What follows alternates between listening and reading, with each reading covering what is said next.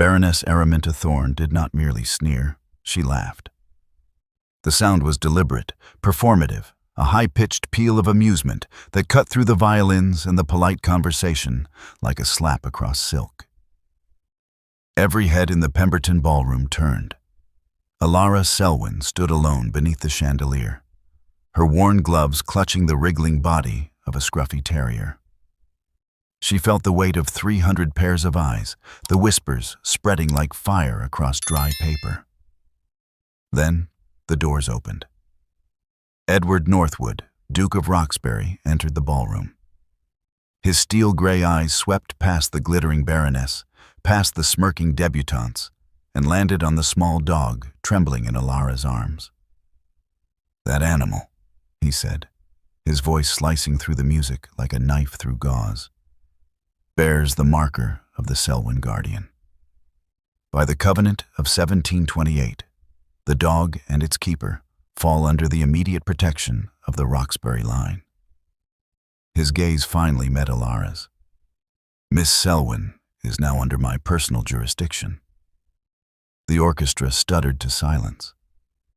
But what does this ancient claim truly mean? Is Alara being saved from humiliation, or simply moved from one prison to a more elegant one? And why would the formidable Duke of Roxbury, a man who has spent 5 years hunting a legendary artifact, care so desperately about one unremarkable little dog? My sweet family, if you're enjoying this tale of hidden legacies and unexpected protection, subscribe so that I can bring you more stories of second chances. Let me know in the comments, Team Duke or Team Fennel, and tell me where you are watching from. The candles in the Pemberton ballroom had been lit to excess. Alara Selwyn stood at the edge of the parquet floor, positioned, she was certain deliberately, as far from the refreshment tables and the dancing as physically possible while still remaining technically in the ballroom. Her arms cradled Fennel, her father's terrier, whose mud-brown coat looked desperately out of place against the sea of silk and satin. She had begged to leave him in the carriage. The Baroness had refused. "You'll bring the creature," Araminta had said that evening, her smile sharp as cut crystal. "He's all you have left of dear Papa, isn't he? Surely you wouldn't abandon him in a cold carriage. What would people think?" What people thought, Alara now understood with sickening clarity, was exactly what the Baroness had intended them to think. Across the ballroom, Baroness Araminta Thorne held court near the orchestra dais, draped across a crimson settee like an empress surveying her domain. Her gown was Parisian, a deep emerald that made her look regal and dangerous. Her jewelry caught the candlelight, emeralds at her throat, gold combs woven through her elaborately dressed hair. Her stepdaughter, Cordelia, sat beside her in matching green, everything about them coordinated, polished, expensive. A calculated display of wealth, of legitimacy, of everything Alara was not. Alara looked down at her own gown, her mother's gown, really, altered twice. The ivory silk now gone ivory gray with age. The embroidery along the hem had been exquisite once. Now it looked tired, a relic from another era. The style was impossibly outdated. Too much ruching at the bodice, sleeves that puffed where they should be slim. And clutched against that faded gown, a scruffy terrier with burrs in his coat and one ear that refused to stand up properly. Fennel squirmed in her arms, his small body warm and solid and utterly oblivious to the social devastation he represented. Alara pressed her face briefly against his wiry fur, breathing in the familiar scent of him, earth and hay and home, the last remnants of her father's estate before Araminta had sold it piece by piece. "Good heavens," a woman's voice floated past, deliberately loud enough to carry. "Is that girl holding a dog?" "In a ballroom," another voice answered, scandalized delight dripping from every syllable. "I've never seen anything so vulgar." Alara's cheeks burned. She kept her eyes fixed on the floor, on the precise geometric pattern of the parquet beneath her worn slippers. If she didn't look up, perhaps she could pretend this wasn't happening. Perhaps she could survive the next hour and escape to the carriage and never, ever appear in society again. Poor creature, a man murmured somewhere to her left. Alara wasn't certain if he meant her or Fennel. The Baroness's laugh cut through it all like breaking glass. Araminta had risen from her settee, one gloved hand pressed delicately to her bosom in a performance of maternal mortification. "I do apologize," she announced to the room at large, her voice pitched to carry to every corner. "My late husband's daughter is terribly devoted to that animal. I couldn't bear to separate them, even for an evening. One must make allowances for grief, mustn't one? Even when it manifests so eccentrically." The message was clear. Alara was mad with mourning, unbalanced, to be pitied and avoided in equal measure. Alara felt her world collapse into this single, humiliating moment. Her throat tightened, her vision blurred at the edges. Fennel whimpered softly, sensing her distress, and she held him tighter. Then the doors at the far end of the ballroom opened. The change in the room was immediate, electric. Conversation died. The orchestra trailed into uncertain silence. Even the Baroness turned, her practiced expression of concern faltering. Edward Northwood, Duke of Roxbury, stepped into the ballroom. He was not a man who entered rooms so much as claimed them. Tall, broad-shouldered, dressed in severe black that made every other gentleman look foppish by comparison. His hair was dark, touched with premature silver at the temples. His face was all hard angles and aristocratic severity, the kind of face that appeared on ancient coins and family crests. But it was his eyes that made Alara's breath catch. Winter gray, sharp as flint, they swept across the ballroom with the precision of a man cataloging assets. They passed over the Baroness, over Cordelia, over Lord Pemberton and his glittering guests, and landed, with absolute focus, on the small terrier in Alara's arms. The Duke moved through the crowd like a ship cutting through water. People parted instinctively, pressing back against the walls. His boots struck the parquet with measured, inevitable rhythm. He stopped 3 paces from Alara. Up close, he was even more formidable. His eyes held hers for one brief, assessing moment, then dropped to Fennel. The terrier, for his part, cocked his lopsided ear and regarded the Duke with the cheerful incomprehension of a creature who had never met a person he didn't immediately trust. "May I?" the Duke asked.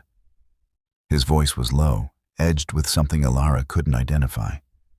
Not quite urgency. Something harder. Hunger, perhaps. Alara's hands tightened protectively around Fennel, but the Duke was already reaching forward. His movements were careful, surprisingly gentle for such large hands. He lifted Fennel's right ear, angling the dog's head toward the candlelight. Alara saw it then, what she had never noticed in 5 years of caring for her father's dog.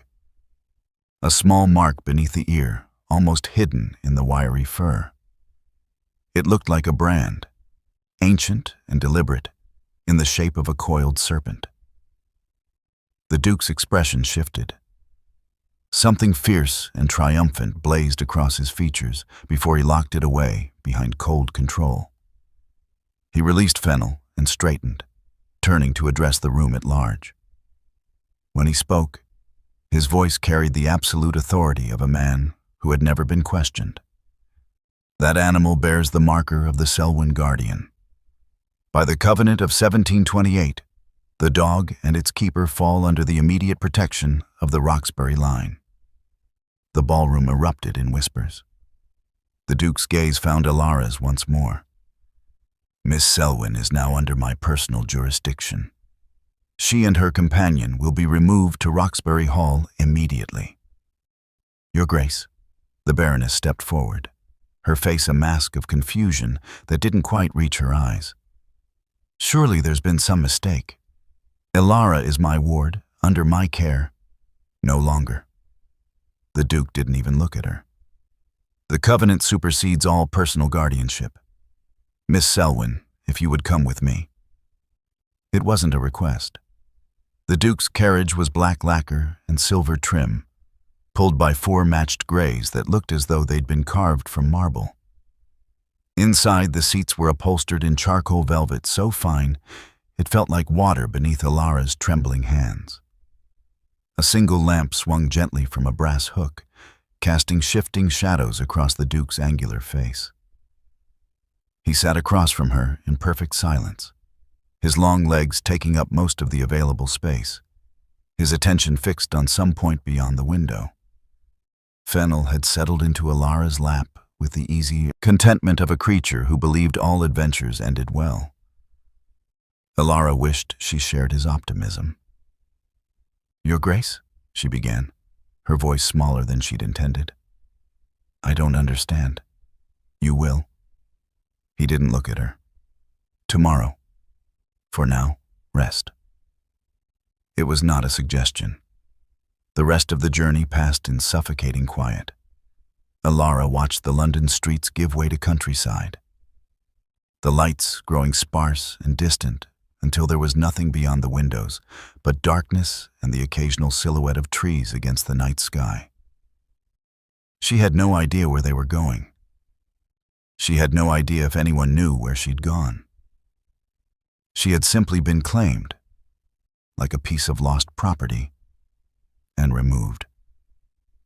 When the carriage finally stopped, Elara had dozed off against the velvet squabs, exhausted by fear and confusion. She woke to the Duke's voice, still cold, still distant. We've arrived. Roxbury Hall rose against the pre-dawn sky like something out of a Gothic novel. It was massive, all gray stone and severe lines, with towers that scraped the clouds and windows that reflected nothing but darkness. No warm light spilled from those windows. No smoke rose cheerfully from the chimneys. The house looked like a fortress, designed to keep the world out rather than welcome anyone in, or perhaps, Elara thought with a chill, designed to keep someone in. A servant appeared, an elderly man in impeccable livery who somehow managed to look both deferential and deeply disapproving. Your Grace. Henderson. Show Miss Selwyn to the Rose Suite. See that she has everything she requires. The Duke's boots struck the gravel drive with sharp, dismissive clicks. He was already walking away toward the house, his attention already elsewhere.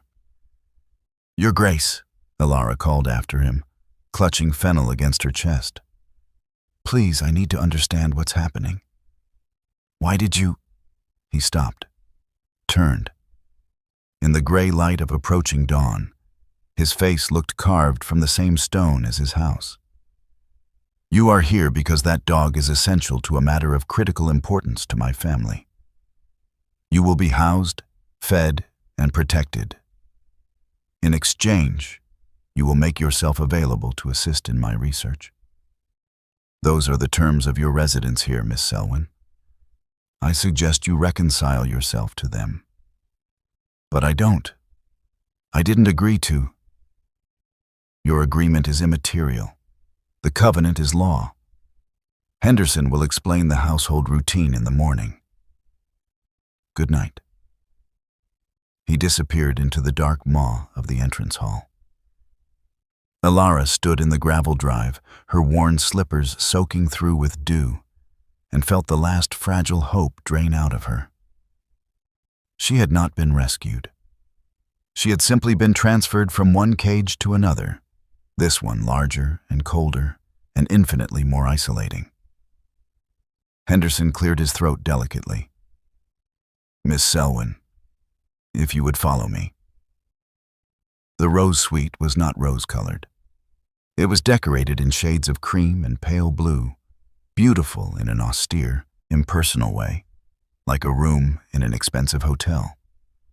The furniture was elegant but sparse. A four-poster bed with embroidered hangings, a writing desk positioned beneath a tall window, a wardrobe that could have held the entire contents of Alara's former life 3 times over. A fire had been laid in the grate, and someone had left a tray on the bedside table. Tea in a silver pot, bread and cold chicken, a small bowl of water clearly intended for Fennel. Thoughtful, efficient, utterly devoid of warmth. Alara set Fennel down. He immediately began exploring, his nails clicking against the polished floor, utterly delighted with this new adventure. She envied him his simple joy. She did not sleep. She sat in the window seat as the sun rose, watching the grounds of Roxbury Hall emerge from darkness. Vast manicured lawns, geometric gardens. In the distance, a lake that reflected the sky like polished silver. It was beautiful the way a painting was beautiful, perfect, untouchable, cold. When Henderson knocked at 8 o'clock precisely, Alara had already dressed in the same gray gown from the ball. She had nothing else. "His Grace requests your presence in the library, Miss Selwyn." The library was a cathedral of books. 3 stories tall, lined floor to ceiling with volumes bound in leather, their spines stamped with gold. Ladders on rails provided access to the higher shelves. Long tables dominated the center of the room, their surfaces covered with open books, loose papers, maps weighted down with paperweights shaped like ravens. The Duke stood at one of these tables, still dressed in black, his attention fixed on a document so old the edges had gone brown and brittle. He didn't look up when Alara entered. "Miss Selwyn, bring the dog here, please." Alara bristled at the tone, command, not request, but complied. Fennel trotted beside her cheerfully, his tail wagging. The Duke finally looked at her, though his gaze went immediately to Fennel. The mark beneath his ear is called the Selwyn cipher. It has been passed down through a specific breeding line for 300 years. The last documented guardian dog died in 1802. Your father, I believe, acquired this animal 5 years ago? "Yes," Alara said quietly. "From a farmer in Cornwall. The man was going to drown the litter. Papa couldn't bear it." "Your father was James Selwyn, 3rd son of the Baron Selwyn of Ashford Cross." "Yes." "Then he knew exactly what he was acquiring." The Duke's voice was sharp, certain. "The Selwyn line has been tied to my family for centuries. They were guardians of a document, the Roxbury cipher, which was stolen in 1728. The charter I invoked last night was signed in blood by both our ancestors. The Selwyns swore to protect the cipher. The Roxburys swore to protect the Selwyns in turn." Alara stared at him. "My father never mentioned any of this." "Perhaps he intended to. Perhaps he died before he could." The Duke's expression was unreadable.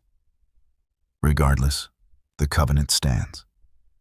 The mark on this dog suggests he knows, instinctively, through bloodline, where the cipher is hidden. I have spent 5 years searching. You, Miss Selwyn, are going to help me find it. I don't know anything about a cipher. You will learn." He gestured to the table, to the mountains of research. "You can read, I presume?" "Of course I can read." "Then you'll begin here.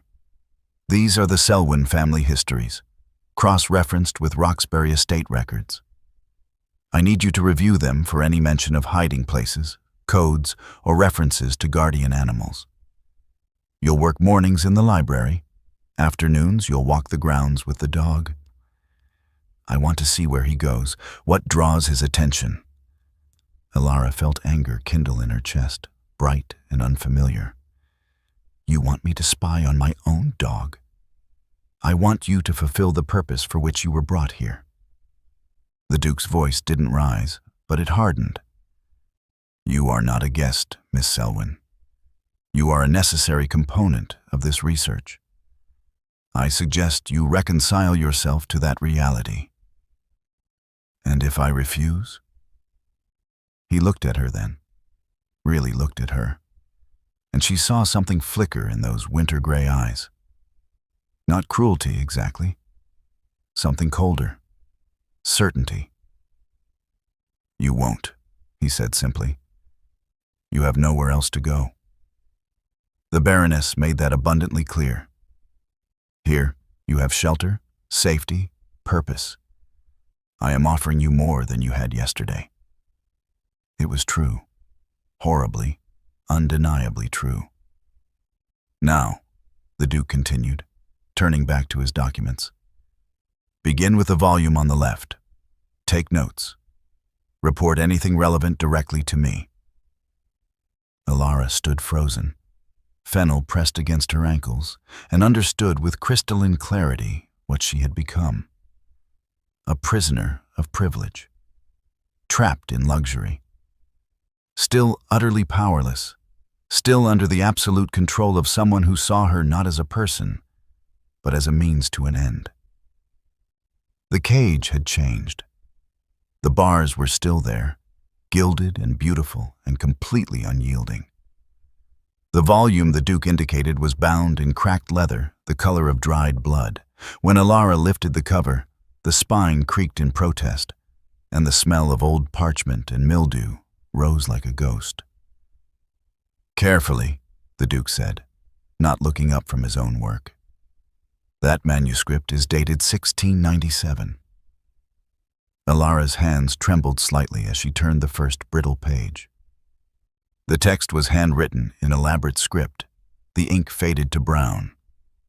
Margin notes crowded the edges in what appeared to be 3 different hands, spanning generations. At the top of the page, an illustration had been rendered in painstaking detail.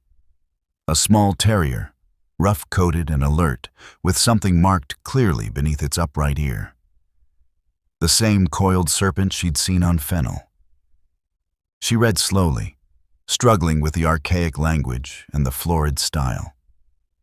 The text described a breeding program established in 1672 by Lord Marcus Roxbury and his most trusted companion, Sir Edmund Selwyn.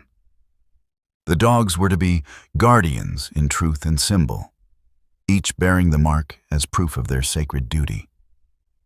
What were they guarding? Alara asked. The Duke's pen paused in its scratching across his own notes. For a long moment, he didn't answer. Then he set the pen down with deliberate care and crossed to where she sat. "Move," he said. Alara shifted to the adjacent chair. The Duke took her place, pulling the ancient volume toward him. His fingers, long, elegant, surprisingly gentle with the fragile pages, flipped forward through the manuscript until he found what he sought. There. He turned the book so she could see. The page showed a document rendered in miniature, precise enough that Alara could make out individual words. At the top, in letters illuminated with gold leaf that had somehow survived 3 centuries, the Roxbury cipher. "In 1672, the Duke began, his voice taking on the cadence of a story told many times, rehearsed until every word carried weight. My ancestor, Lord Marcus Roxbury, was accused of treason. The specifics hardly matter now. A Catholic plot, a forged letter, political maneuvering during a dangerous time. He was arrested, his land seized, his name destroyed." The Duke's jaw tightened almost imperceptibly. Marcus's younger brother, Thomas, who inherited the title and estates after Marcus was executed, spent his entire life trying to prove his brother's innocence. He claimed Marcus had prepared a document, a cipher, that contained proof of his loyalty, names of the true conspirators, correspondence from the king himself. But Thomas could never find it. Neither could his son, or his grandson, or any Roxbury since. Until the document became a legend, Alara said quietly. Until it became a shame. The Duke's voice was flat, emotionless, but Alara heard the tension beneath it like a wire pulled taut. Every Duke of Roxbury for 300 years has inherited not just the title and the estates, but the knowledge that our line was founded on cowardice. Thomas accepted the title and the fortune built on his brother's execution. He lived in luxury, while Marcus's name remained blackened, his children disinherited, his memory erased. The Duke turned to look at her directly, and Alara saw something raw in his winter-gray eyes, quickly shuddered. The Roxbury name is built on a lie. Every alliance, every marriage, every advantage we've enjoyed for 3 centuries is tainted by the fact that we have never, not once, proven Marcus's innocence. We accepted our good fortune and let an innocent man's legacy rot. But the Selwyns. Sir Edmund Selwyn was Marcus's closest friend. According to family records, Edmund swore on his life that Marcus was loyal, that the proof existed. He was stripped of his own title for defending a traitor, reduced to a minor country squire. But he never recanted. The Selwyn family maintained, generation after generation, that they were guardians of the truth. The Duke pulled another volume from the stack, this one smaller, the binding more recent.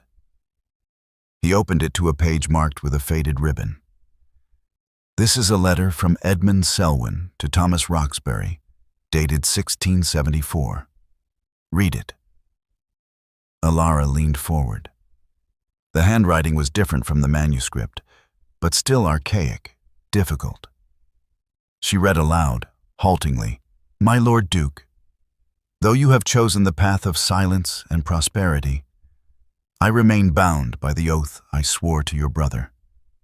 The truth is preserved. The mark endures. When the time comes, when a Roxbury with courage enough to face the past emerges, the guardian line will reveal what has been hidden.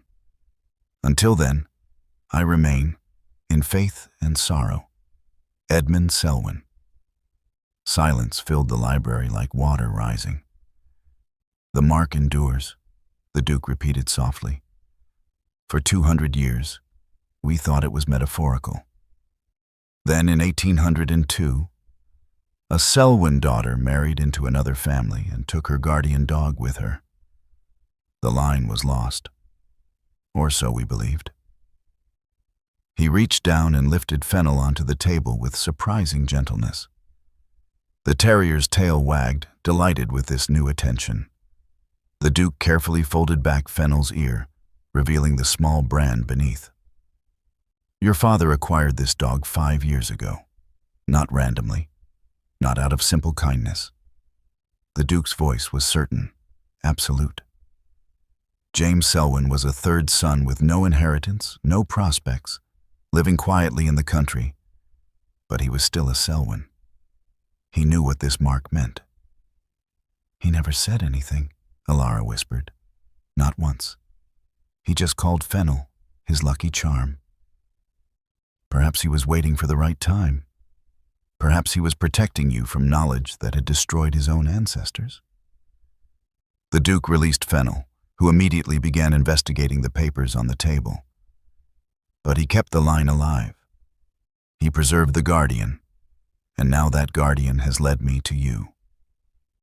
Alara felt something cold settle in her stomach. "You think I know where the cipher is hidden. I think your father left you the final piece of a puzzle, 300 years in the making." The Duke returned to his own chair, his expression settling back into its usual severe control. "Whether you know it consciously or not. And if I don't? If my father simply rescued a dog and there's nothing more to it?" The Duke's eyes met hers, and in them she saw the weight of 3 centuries of shame, of inherited guilt, of a family name built on compromise and silence. "Then I will have failed, as every Roxbury before me has failed, to restore the honor of an innocent man executed for crimes he did not commit. His voice was quiet, but it carried the force of absolute conviction. I will not let Marcus Roxbury remain a footnote of treason in history books. I will not continue to prosper from his death, while his name rots in infamy. The cipher exists, Miss Selwyn. Your father knew it. That dog proves it. You're asking me to solve a mystery that has defeated your entire family for 300 years. I'm not asking. The Duke's expression didn't change. The covenant binds you to this task, just as surely as it binds me. You are the last Selwyn guardian. I am the current Duke of Roxbury. We have roles to play in this, whether we chose them or not. Alara looked down at Fennel, who had settled contentedly beside the ancient manuscript, utterly oblivious to the weight of history being placed on his scruffy shoulders. Her father had called him a lucky charm. Had he known? Had he understood what he was preserving? Or had he simply saved a litter of puppies from drowning and died before he could explain that this particular small terrier, carried the blood of centuries and the hope of redemption? I'll help you, Alara said finally, because what choice did she have? But I need you to understand. I don't know anything about ciphers or conspiracies or guardian dogs. My father was a quiet man who liked his books and his garden. If he left me some grand secret, he hid it well. Then we'll find it together. The Duke pulled a fresh sheet of paper toward him. Begin with your father's habits. His library, his correspondence, places he traveled, people he visited. Everything, no matter how insignificant it seems. Alara drew the ancient manuscript back toward her, studying the illustration of the guardian dog with its coiled serpent mark. 300 years of loyalty, 300 years of shame. And somehow, impossibly, she and her scruffy terrier were supposed to end it. She picked up a pen and began to write. 3 days into her captivity, for Alara had stopped pretending it was anything else, she had read more about the Roxbury family than she had ever wished to know. Estate records, marriage settlements, household inventories dating back to the Restoration. The Duke's research was exhaustive, meticulous, and utterly overwhelming. And completely, she was beginning to suspect, misdirected. She sat at her assigned table in the library, Fennel dozing at her feet, while the Duke worked across the room with 2 other men. He'd introduced them briefly on the second day. Mr. Bartholomew Finch, a pinch-faced antiquarian who looked at Alara as though she were a stain on the carpet. And Dr. William Ashford, a historian from Cambridge, whose spectacles were held together with wire and optimism.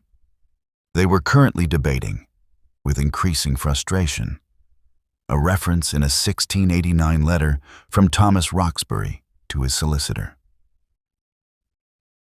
The matter rests in the keeping of the faithful, as Edmund assured me before his passing, Dr. Ashford read for the 3rd time. It must refer to a church. Edmund Selwyn was buried at St. Michael's in Ashford Cross. The cipher could be hidden in his tomb. We excavated that tomb 2 years ago, the Duke said, his voice tight with barely controlled impatience. There was nothing. Perhaps we missed something, a false bottom in the coffin, or... We X-rayed the coffin, Ashford. There was nothing. Mr. Finch cleared his throat delicately. The faithful could refer to faithful servants, the Selwyn household staff. Perhaps one of them was entrusted. We've traced every servant in the Selwyn household records for 3 generations, the Duke interrupted. None of them left anything suspicious in their own wills or effects. Alara listened to them argue in circles, the same ground they'd apparently covered dozens of times before. She turned back to her own assignment, reading through her father's personal correspondence, which the Duke had somehow obtained from the Baroness. Most of it was crushingly mundane. Letters to his tailor, notes about crop rotation. A long, enthusiastic exchange with a botanist in Edinburgh about a particular variety of climbing rose. She picked up another letter, this one to a bookseller in London, and paused. Her father had written, "I seek any volumes relating to canine husbandry, particularly breeding records of working terriers in Cornwall and Devon. Of special interest are any references to the old guardian lines, though I suspect such information is more often kept in family Bibles than formal stud books." Family Bibles. Alara set the letter down carefully and looked across the room to where the Duke was now pacing, his frustration evident in the sharp clicks of his boots against the polished floor. "Your Grace," she said. The three men didn't hear her. Mr. Finch was now suggesting they search Edmund Selwyn's country chapel again, perhaps examining the stained glass for coded messages.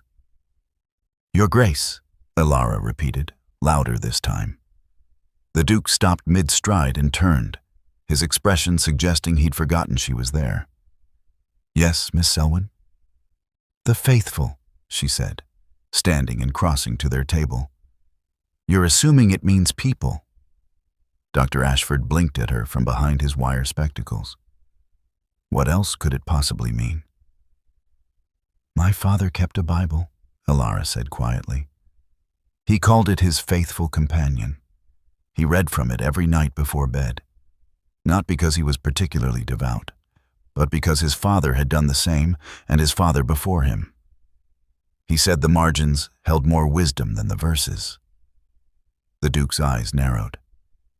"You're suggesting the Selwyn family Bible." Alara gestured to the letter she'd been reading. "My father was researching guardian dog lineages just before he acquired Fennel. He mentioned that such information was kept in family Bibles. What if Edmund Selwyn kept more than genealogies in his?" Mr. Finch made a dismissive sound. "The Selwyn Bible was catalogued among the family effects in 1812, after the main line died out. It's simply a record of births, marriages, and deaths. Nothing more." "Have you examined it personally?" Alara asked. "Well, no. But the catalog description is quite clear." "Where is it now?" The Duke interrupted, his attention suddenly sharp, focused entirely on Alara. Dr. Ashford shuffled through papers. "According to the records, it was sold at auction in 1815, along with the last of the Selwyn estate. Purchased by..." He ran his finger down the page. "A Mr. Thomas Hartwell of Somerset." "Find it." The Duke's voice cut like a blade. "Send inquiries to Somerset immediately. I want that Bible located within the week." "Your Grace," Mr. Finch said, his tone patronizing. "I hardly think a spurious suggestion from a young woman with no academic training should derail months of serious research." The Duke turned to him, and Alara saw something cold flash in those winter-gray eyes. "That spurious suggestion, Finch, is the first new avenue of inquiry we've had in 18 months. You and Ashford will travel to Somerset tomorrow. You will find the Hartwell family, and you will acquire that Bible by whatever means necessary. Am I clear?" Mr. Finch's face flushed red, but he nodded stiffly. The Duke turned back to Alara. For a long moment, he simply studied her, his expression unreadable. Then, "Your father's Bible, the one he read from. Do you still have it?" "The Baroness sold most of his effects," Alara said quietly. "But his Bible was in my room at her house. She considered it worthless, old, damaged, the binding falling apart. I brought it with me when we left for the ball. It's in my trunk." The Duke moved past her without another word, striding toward the library door. "Henderson!" The elderly butler appeared within seconds, as though he'd been waiting in the corridor. "Miss Selwyn's trunk. Bring it to the library immediately." "At once, Your Grace." The next 10 minutes passed in tense silence. Mr. Finch and Dr. Ashford exchanged glances, but said nothing. Alara stood awkwardly beside the table, uncertain whether she'd done something brilliant or monumentally foolish.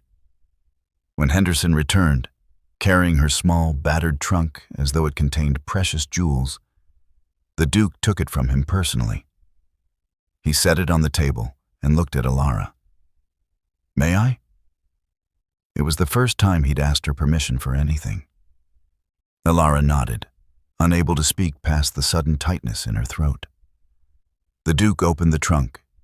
Her meager possessions looked even more pathetic here in this grand library. 2 faded dresses, a pair of worn slippers, her mother's hairbrush with half the bristles missing. And beneath them, wrapped in a cloth, her father's Bible. The Duke lifted it with careful hands.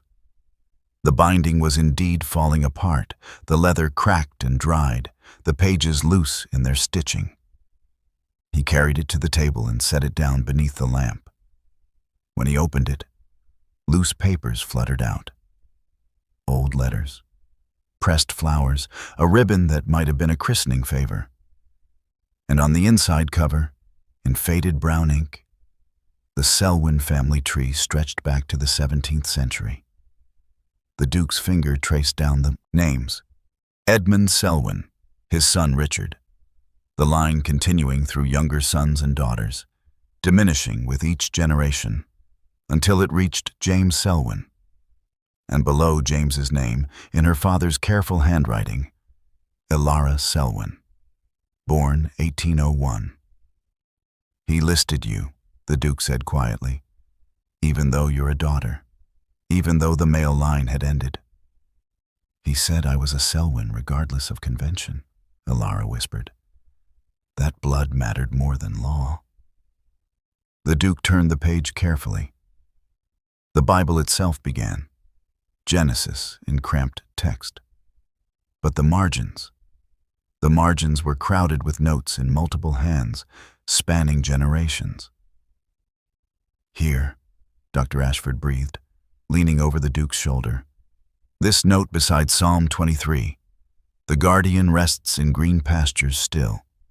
E.S. 1674. "Edmund Selwyn," the Duke said. His hands were perfectly steady, but Alara heard the tension in his voice. "He wrote this 2 years after Marcus's execution."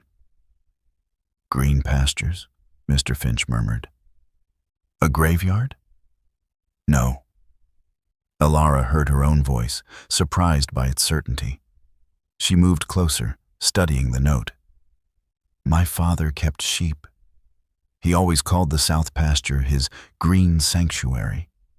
He said his grandfather had called it that, and his grandfather before him." The Duke looked up at her. "The Selwyn estate, where your father lived?" "The Baroness sold it 6 months ago. To a Mr. Winters from Manchester.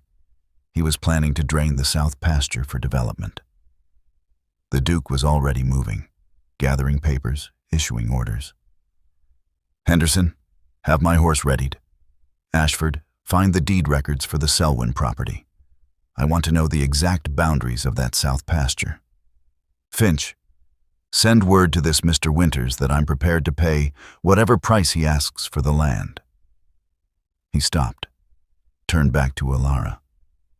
For the first time since she'd met him, something almost like a smile ghosted across his severe features. "You saw what we missed, Miss Selwyn. Your father's eccentric habits, his love of sheep and flowers and marginal notes." The Duke's voice was quiet, but it carried a weight that made her breath catch. "You may have just ended 300 years of searching." The following afternoon, while the Duke's men traveled to Somerset and made arrangements regarding her father's former estate, Alara found herself trapped in the Rose Suite with an increasingly restless terrier. Fennel had been patient for 3 days, content to doze under library tables and explore the limited confines of her rooms.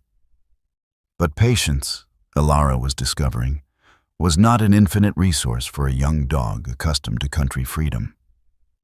He paced the elegant carpet, whined at the window, and finally brought her his lead, a frayed leather thing she'd tucked into her trunk, and dropped it meaningfully at her feet. "I know," Elara murmured, reaching down to scratch his ears. "But I'm not certain I'm allowed to simply wander the grounds." Fennel whined again. More insistently, she was saved from deciding by a knock at her door. Henderson stood in the corridor, his expression as carefully neutral as ever. "Miss Selwyn, His Grace requests that you exercise the dog. He will accompany you." Requests. The word was pure fiction, but Elara had learned to recognize the Duke's commands when she heard them, however politely Henderson translated them. She found the Duke waiting at the base of the main staircase, dressed not in his usual severe black, but in riding clothes. Buff breeches, tall boots, a coat of dark green superfine. He looked less like a duke and more like a country gentleman, though the effect was somewhat undermined by the stack of papers he carried under one arm. "Miss Selwyn," he acknowledged, his eyes dropping immediately to Fennel. "The dog requires exercise, I presume?" "Yes, Your Grace. He's accustomed to more freedom than I've been able to provide here." Something flickered across the Duke's face. Was it guilt?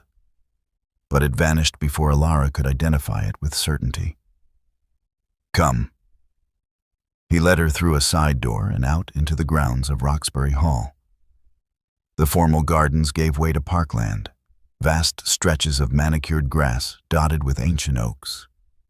In the distance, the lake she'd seen from her window glittered in the afternoon sun. Fennel, released from his lead, immediately began racing in ecstatic circles, his small body a blur of motion and joy. The Duke watched him with an expression Elara couldn't quite read. "He's happy here." "He's happy anywhere he can run," Elara said quietly. "He doesn't understand estates or titles or ancient covenants. He simply exists, moment to moment, finding joy where he can." "A skill I envy," the Duke murmured, so softly Elara almost missed it. They walked in silence for a time, following a gravel path that wound through the parkland. The Duke still carried his papers, though he made no move to consult them. Fennel darted ahead, investigating interesting smells and chasing insects with equal enthusiasm. "Your father's south pasture," the Duke said abruptly. "Mr. Winters has agreed to sell. We take possession in 3 days. I've arranged for a team to begin excavation immediately." "You work quickly, Your Grace." "I've waited long enough." His voice was flat, controlled, but Elara heard the tension beneath it. Every Roxbury Duke for 300 years has inherited this burden. Most of them abandoned the search within a few years, content to live with the shame as long as the wealth remained intact. I will not be another name in that list of failures.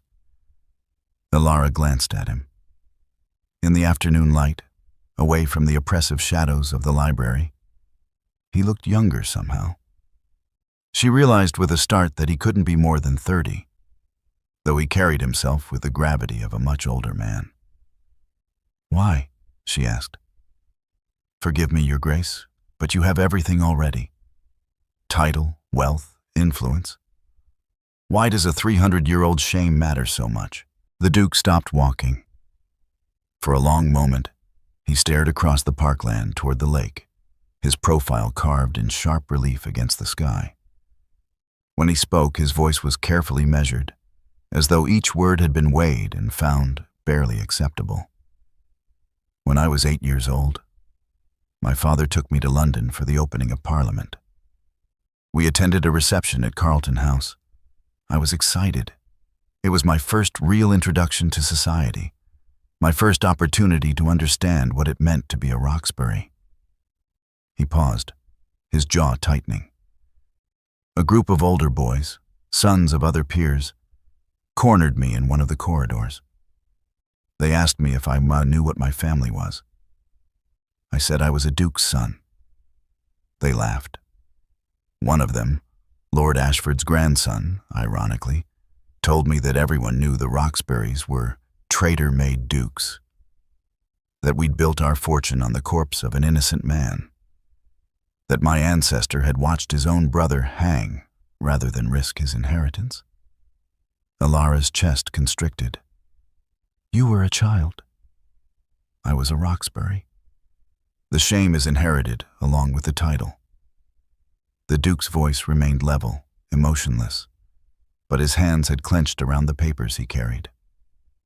I went to my father that night and asked if it was true.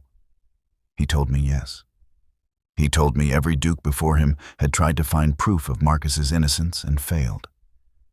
He said the kindest thing to do was to accept it, to live well, and to stop chasing ghosts. But you didn't. I couldn't. For the first time, real emotion cracked through the Duke's controlled facade. I've spent my entire life being introduced as the Duke of Roxbury, watching people's faces when they place the name.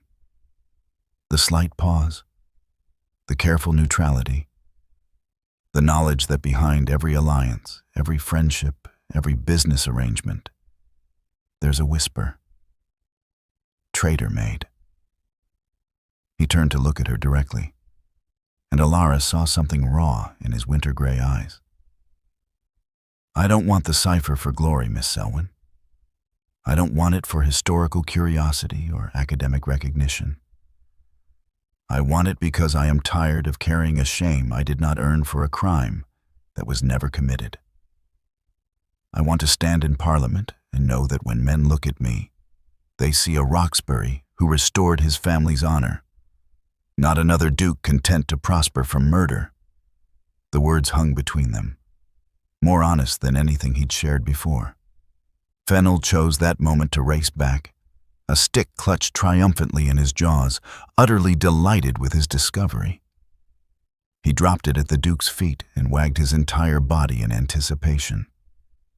The Duke stared down at the stick, then at Fennel's hopeful face, clearly at a loss. He wants you to throw it, Alara said softly. I've never... The Duke gestured helplessly at the stick. Pick it up. Throw it.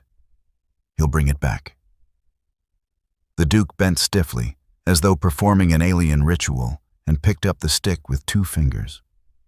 He threw it, an awkward, overly formal toss that sent it perhaps 10 feet. Fennel exploded after it anyway, thrilled beyond measure. He doesn't care that you're a duke, Alara observed. He doesn't care about your family's history or your shame or your search for redemption. He simply wants you to throw a stick. The Duke watched Fennel return, the stick held high like a trophy. I don't know how to be that simple. I don't think you were ever allowed to be. Fennel dropped the stick again, his tail a blur of motion. The Duke picked it up again, and this time his throw was less formal, traveling farther. Something almost like satisfaction crossed his face when Fennel raced after it. My father told me that duty was everything, the Duke said quietly. That personal happiness was a luxury for men without titles. That every decision I made should be weighed against the good of the Roxbury name. He sounds like he was lonely. He was dutiful. The Duke's voice was firm, but Alara heard the question beneath it. The uncertainty. Fennel returned for a 3rd time, and this time the Duke threw the stick without prompting, his movement more natural. They stood together in the afternoon sun, watching the small terrier race across the perfect grass. And for the first time since Alara had arrived at Roxbury Hall, the Duke looked like something other than a man obsessed. He looked tired, and young, and terribly, desperately alone. Your Grace, Alara said carefully, what will you do if we find the cipher and it doesn't contain what you hope?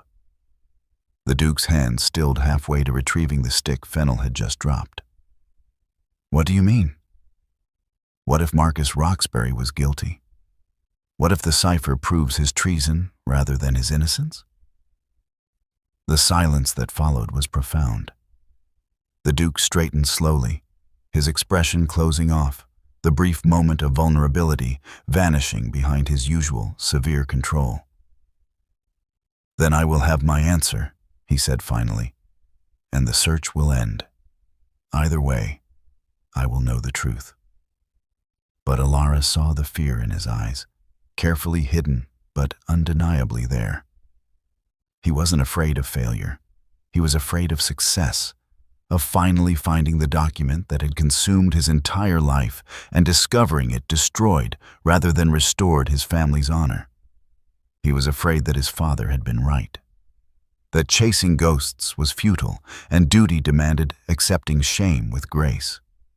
Fennel whined softly, nudging the stick toward the Duke's boot.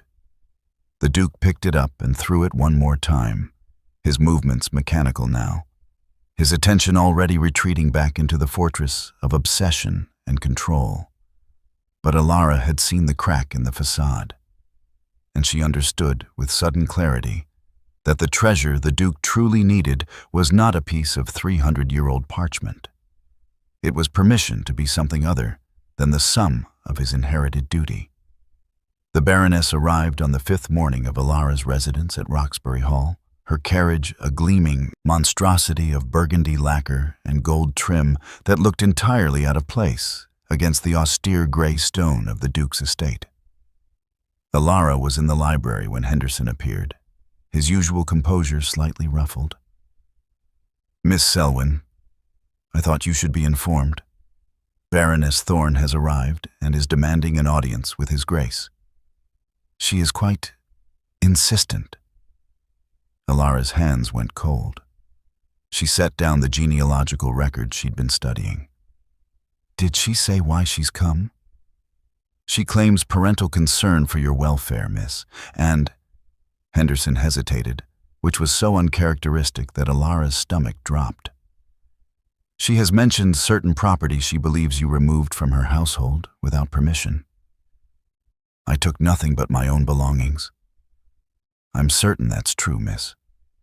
His Grace is receiving her now in the red drawing room. He asked that you remain here." Which meant, Alara understood, that she was to stay hidden while the Duke dealt with Araminta. The idea should have brought relief. Instead, it kindled something sharp and hot in her chest, anger at being managed, at having decisions made about her without her input, even when those decisions were meant to protect her. She had traded the Baroness's cage for the Duke's. The bars were more comfortable, but they were still bars. "I'll remain here," she said quietly, though every instinct screamed to do otherwise. Henderson withdrew. Alara tried to return to her reading, but the words swam meaninglessly before her eyes. Fennel, sensing her distress, pressed against her ankles and whined softly. She lasted perhaps 10 minutes before her resolve crumbled. She was not a child to be sequestered away while adults discussed her fate. She was a Selwyn, the last Selwyn guardian, according to the Duke's own research. If Araminta had come to Roxbury Hall, Alara had a right to know why. She left Fennel in the library and made her way through the corridors, following the sound of raised voices. The red drawing room was in the east wing. A formal receiving room, the Duke apparently reserved for visitors he wished to intimidate. Alara had been shown it once during Henderson's initial tour, all crimson silk and dark portraits of disapproving ancestors. She stopped outside the closed door, her heart hammering. "Absolute right to see her, Your Grace. I am her legal guardian, appointed by her late father's will. Whatever fantasy you've concocted about ancient covenants and guardian dogs, the law is quite clear." The Baroness's voice was sharp, imperious, the tone of a woman accustomed to getting her way through sheer force of will. The Duke's response was cold as winter frost. The Covenant of 1728 predates any will your husband may have written. It was ratified by Parliament and signed into law. Miss Selwyn's guardianship falls to the Roxbury line when a guardian animal is identified. I've had my solicitors confirm every detail. Solicitors can be persuaded to interpret documents creatively, Your Grace, especially when the client is a duke with unlimited resources. A pause. Then Araminta's voice turned silken, dangerous. But I'm not here to argue legal niceties. I'm here as a concerned stepmother, worried for a young woman who may have been misled about certain family matters. Explain. Alara pressed closer to the door, her breath shallow. James Selwyn was a charming man, but an impractical one, the Baroness said. He filled his daughter's head with ridiculous stories about ancient bloodlines and sacred duties. But he also left debts, Your Grace. Considerable debts. Before his death, he sold several family heirlooms to a private collector, items that should have passed to Alara as part of her mother's legacy. I fail to see how this concerns me. One of those items was a jeweled collar, 18th century, quite valuable. The buyer later discovered it was paste, a clever forgery. He's threatening legal action. I have reason to believe James hid the genuine article somewhere among Alara's possessions. Perhaps in that ratty trunk of hers, and she removed it when you so gallantly spirited her away from the Pemberton ball. The lie was breathtaking in its audacity. Alara's father had owned no jeweled collars, had sold no heirlooms. He died with barely enough to cover the funeral costs. You're suggesting Miss Selwyn is a thief. The Duke's voice had gone dangerously quiet. I'm suggesting she may not realize what she has. I'd like to examine her belongings, purely to resolve this matter and protect her from accusations of theft. Surely you wouldn't deny a stepmother the chance to protect her ward's reputation. Alara's mind raced. The Baroness had never cared about her reputation. This was something else, a fishing expedition disguised as maternal concern. But what was Araminta really searching for? The answer struck her with sudden clarity. The Baroness had been married to James Selwyn for 3 years before his death. She'd had access to his library, his papers, his conversations. What if she'd learned something about the cipher?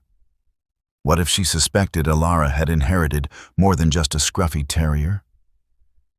You will not examine Miss Selwyn's belongings, the Duke said, each word precisely enunciated.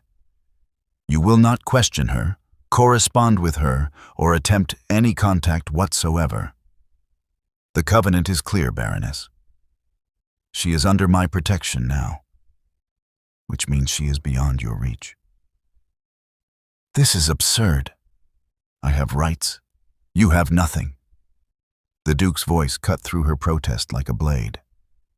Whatever authority you held over Miss Selwyn ended the moment I invoked the covenant. If you believe she possesses stolen property, you may take your complaint to the magistrate. Otherwise, I suggest you return to London before I have you removed from my property. A long, tense silence followed.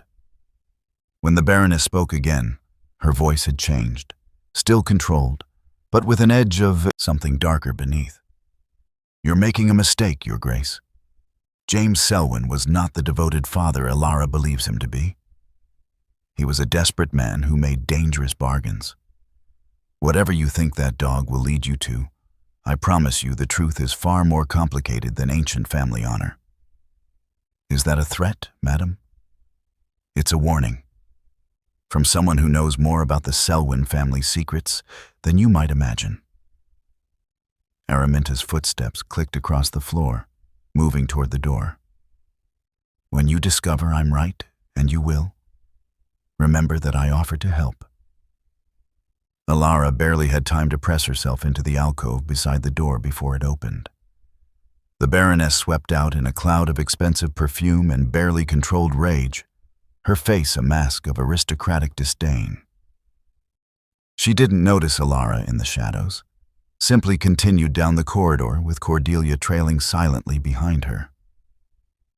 Alara waited until she heard the front door close, until Henderson's footsteps faded away, before she stepped into the open doorway of the red drawing room. The Duke stood with his back to the door, one hand braced against the mantelpiece, his head bowed. For a moment, he looked utterly exhausted. "You heard?" It wasn't a question. "Yes." He turned to face her. "I told you to remain in the library." "I know."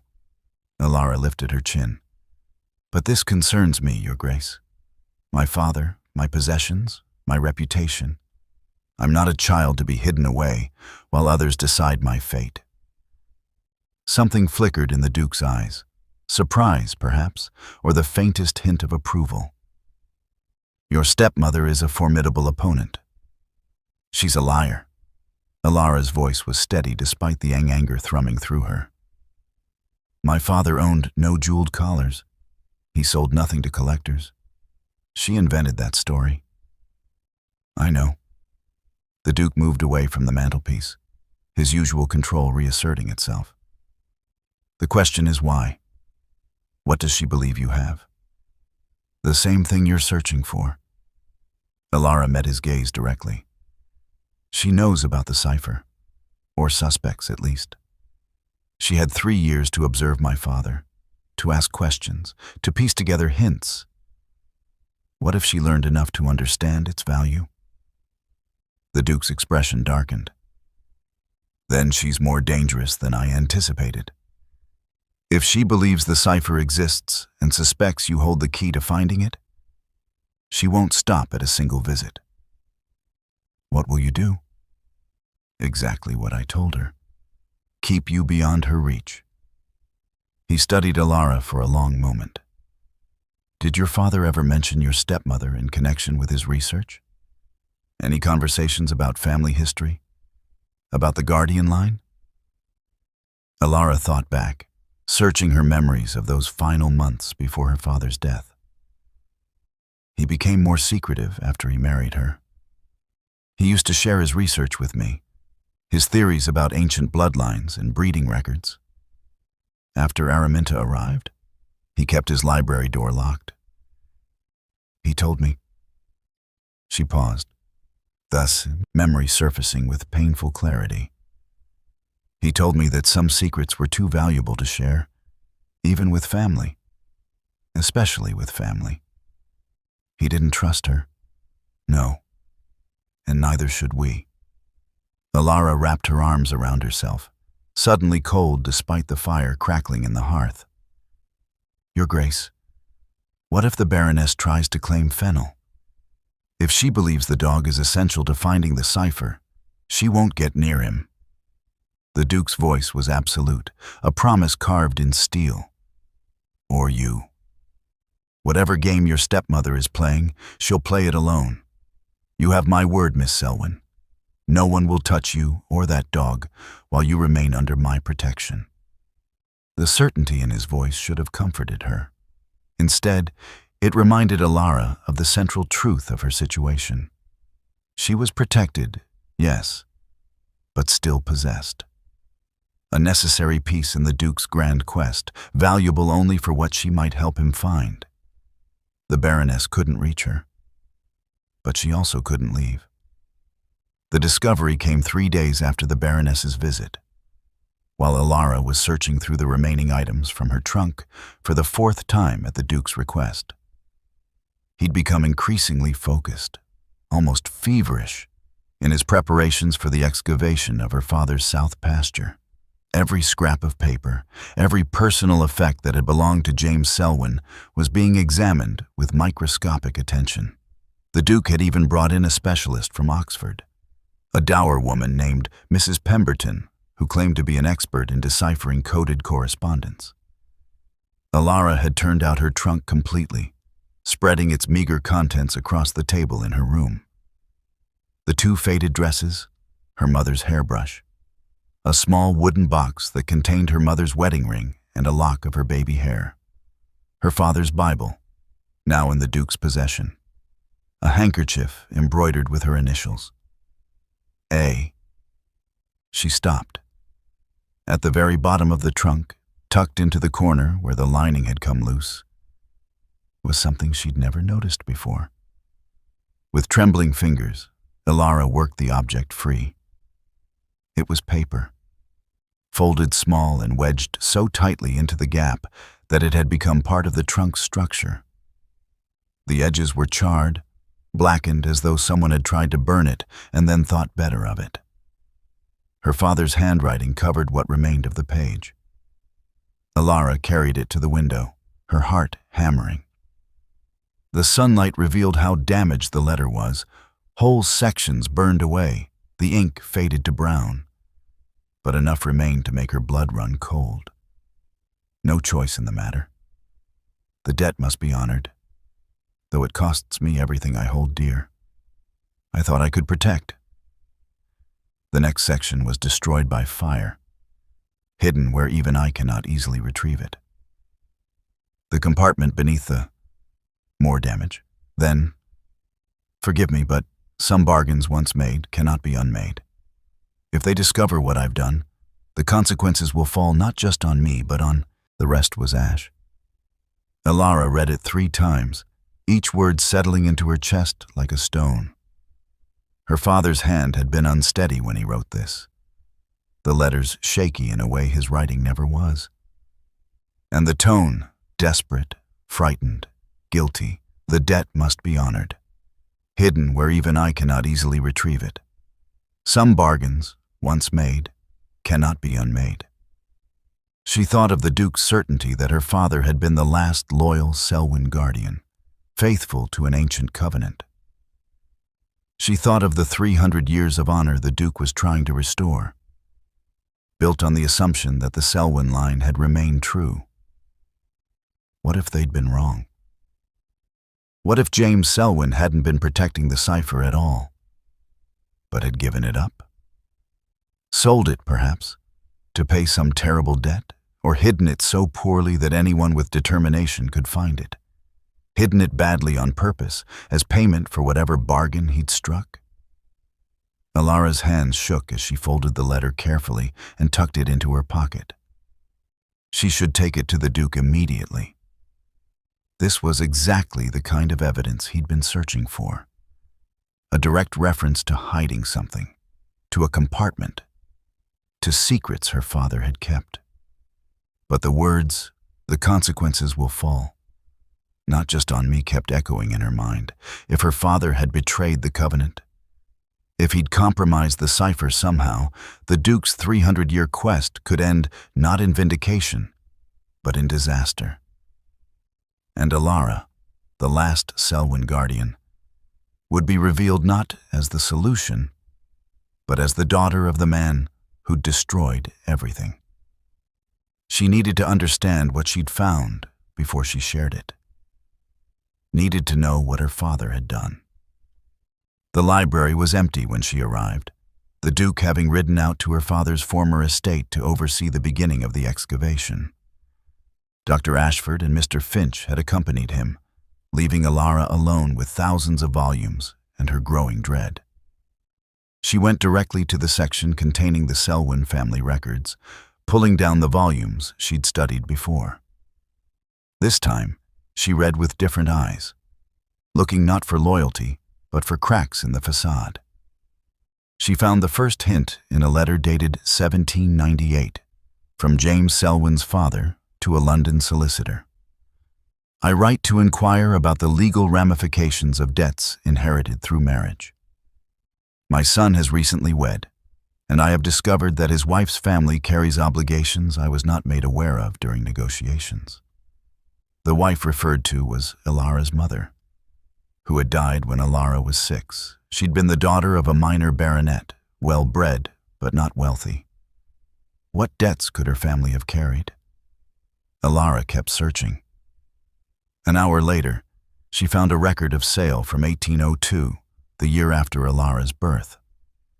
James Selwyn had sold a significant portion of his library to a private collector in Bath.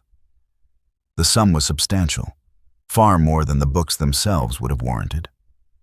unless they contained something more valuable than the printed text. Hidden in plain sight, Elara thought. In books, in margins, like the note in the Bible. She pulled her father's Bible from the shelf where the Duke had left it, handling it with new suspicion.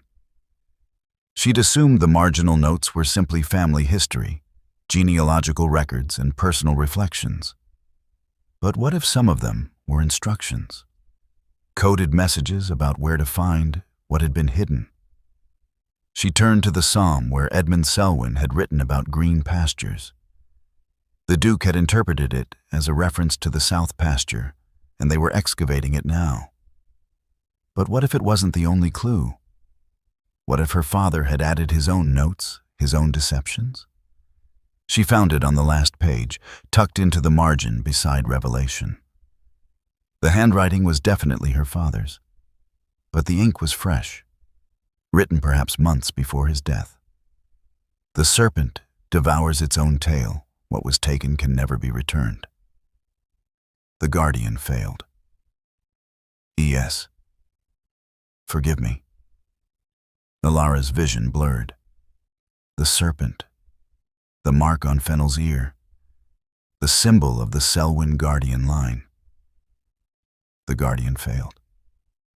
Her father hadn't been protecting the cipher. He'd lost it, or given it up, or destroyed it. And the Duke was about to excavate an empty pasture, chasing a treasure that no longer existed because James Selwyn had failed in his sacred duty. Miss Selwyn? She spun around, the Bible nearly slipping from her hands. Henderson stood in the doorway, his expression concerned. Are you quite well, miss? You look pale. I'm fine. The lie tasted like ash. Has His Grace returned? Not yet. The excavation is proving more extensive than anticipated. He sent word that he'll remain at the site until nightfall. Henderson paused. He also asked me to remind you that you're welcome to join him there, if you wish. He said you have as much right to witness the discovery as anyone. The discovery of nothing. The revelation that her father had been a failure. A betrayer, possibly a thief. Thank you, Henderson. I think I'll remain here. When the butler withdrew, Elara sank into the nearest chair, her father's Bible clutched against her chest. The half-burned letter in her pocket felt like a brand against her skin. She thought of the Duke's face when he spoke of his family's shame, of 300 years of searching, of his desperate need to restore honor to Marcus Roxbury's name. She thought of how he'd looked when he told her about being 8 years old and learning he came from traitor-made dukes. And she thought of how he would look when he discovered that the last Selwyn guardian had betrayed everything. And she, Elara, had known and said nothing. She should tell him.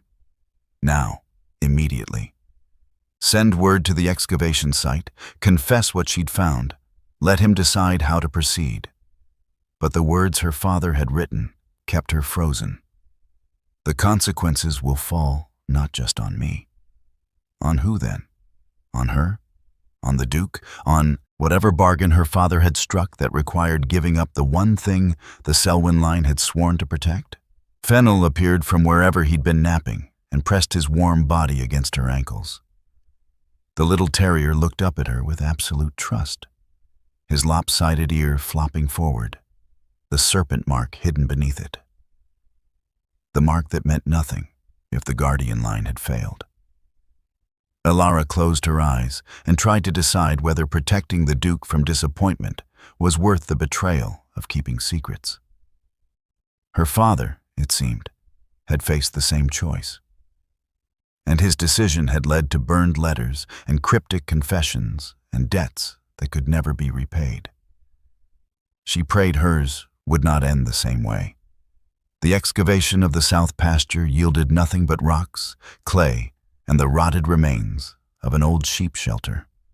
The Duke returned to Roxbury Hall 3 days later, looking hollowed out, his face drawn with exhaustion and something darker, the first real shadow of doubt Ilara had seen in him.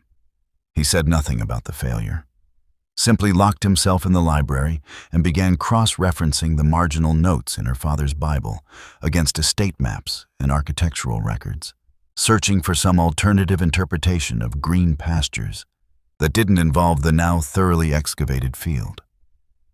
Ilara carried the half-burned letter in her pocket like a stone.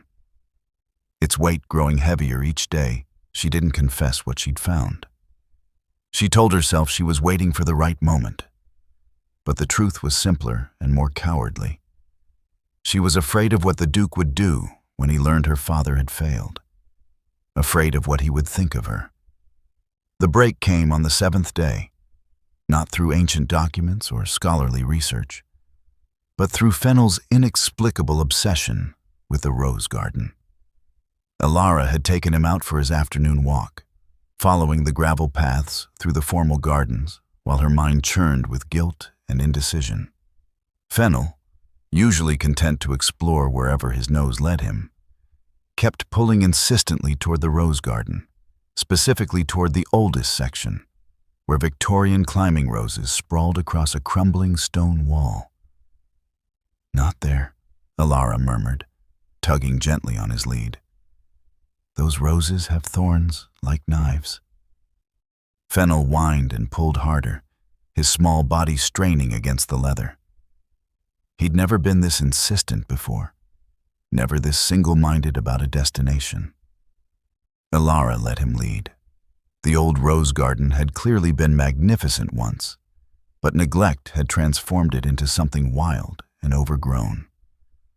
The roses climbed without restraint, their canes thick as a man's thumb, covered in thorns that caught at Ilara's skirts as she pushed through. At the heart of the tangle, almost completely obscured by foliage, stood a stone plinth that might once have held a sundial or statue. Fennel went directly to it and began digging at the base with furious determination, his paws scrabbling at the earth and old leaves. "Fennel, stop. You'll hurt yourself." But the terrier was possessed by some instinct Ilara didn't understand. He dug with increasing frenzy, whining and yipping, until Ilara knelt beside him and began clearing away the debris with her own hands. Her fingers struck something solid beneath the leaves. Not stone, but wood. Old, rotted, but definitely carved. "Good boy," she whispered, her heart suddenly racing. "Good boy. What did you find?" She cleared away more earth, more decomposed leaves, until she could see it clearly. A small wooden box, no larger than a book, sealed with wax that had long since crumbled. The wood was carved with a pattern she recognized from the ancient manuscripts, intertwined serpents forming a border around a single letter, R. Roxbury. Ilara sat back on her heels, her hands trembling. Fennel had found it. Not through documents or research or scholarly deduction, but through some inherited instinct, some knowledge passed down through his bloodline, just as the cipher had promised. The guardian line had not failed. Her father had not betrayed the covenant. He had simply hidden it where only a guardian dog could find it. She should go get the Duke immediately. This was his quest, his family's honor, his 300-year search finally concluded. But she was already reaching for the box, already brushing away the last of the earth, already working her fingers beneath the lid. "I wouldn't do that if I were you." Ilara's blood went to ice. She turned to find a man standing at the edge of the rose garden, partially obscured by the climbing canes. He was perhaps 40, dressed in traveling clothes too fine for a casual visitor, with a face that might have been handsome if not for the cold calculation in his eyes. And he was holding a pistol pointed directly at her chest. "Step away from the box, Miss Selwyn. Carefully, if you please." Ilara stood slowly, positioning herself between the stranger and Fennel. "Who are you?" "My name is Thomas Carver. I'm an associate of Baroness Thorne's." though she doesn't know I'm here, and I'd prefer to keep it that way. The Baroness has many talents, but discretion in business matters isn't among them. He moved closer, the pistol never wavering. She told me about the Selwyn girl and her valuable little dog. Told me the Duke of Roxbury was searching for something worth a fortune. Naturally, I became curious. The Baroness doesn't know what's in the box. Neither do I. But if a duke is willing to invoke ancient charters and sequester young ladies in his estate to find it, I'm willing to wager it's worth stealing. Carver's smile was sharp as a blade. Now step aside. No. The single word surprised even Alara. But she didn't move, didn't step away from the box or from Fennel, who had begun to growl low in his throat. Carver's expression hardened. I don't want to shoot you, Miss Selwyn. Bad for business. Killing gentlewomen. But I will if you force me to it. This is your final warning. Alara! The Duke's voice cut through the garden like a whip. He appeared through the roses, moving with terrifying speed despite the thorns tearing at his coat. His eyes took in the scene instantly. Alara, the box, the armed stranger, and something deadly flashed across his face. Put down the weapon, the Duke said, his voice cold as winter frost. Now. Carver swung the pistol toward him. Stay where you are, Your Grace. I have no quarrel with you. I simply want what's in that box. That box belongs to my family. It was stolen 300 years ago, hidden by the Selwyn line, and protected by a covenant older than you can imagine. You have no right to it. Right is a peculiar concept when backed by a pistol. Carver gestured with the weapon. Miss Selwyn, bring me the box. His Grace can watch, but if he moves, I'll shoot him first and you second. Alara's mind raced. The box was small enough to throw, but Carver would likely shoot before she could manage it. She could release Fennel, let him run to safety, but the terrier was still growling protectively at her feet, utterly loyal and utterly vulnerable. The Duke's eyes met hers across the garden. In them, she saw something that made her breath catch. Not calculation or strategy, but raw, undisguised fear. Not for the cipher or his family's honor or 300 years of searching. For her. Miss Selwyn, the Duke said quietly. Do as he says. Give him the box. Your Grace. The box isn't worth your life. Nothing is worth your life. His voice cracked on the last word, the careful controls splintering. Please, Alara. Just give it to him. It was the first time he'd used her Christian name. Carver's smile widened. How touching. The cold Duke of Roxbury has developed a conscience. Miss Selwyn, the box. Now. Alara bent slowly, her fingers closing around the small wooden container. It was heavier than she'd expected, dense with whatever 3 centuries of secrets it contained. She straightened, holding it against her chest. Bring it here. She took 1 step forward, then stopped. Because Fennel, still growling, had moved between her and Carver. The small terrier's body was rigid, his hackles raised, every line of him screaming challenge despite being a fraction of the man's size. The guardian, protecting what he'd been bred for 300 years to protect. Call off your dog, Miss Selwyn. He won't hurt you. He's never bitten anyone in his life. Then he'll die learning. Carver aimed the pistol downward toward Fennel's small body. Everything happened at once. Alara screamed and lunged forward, trying to scoop up Fennel.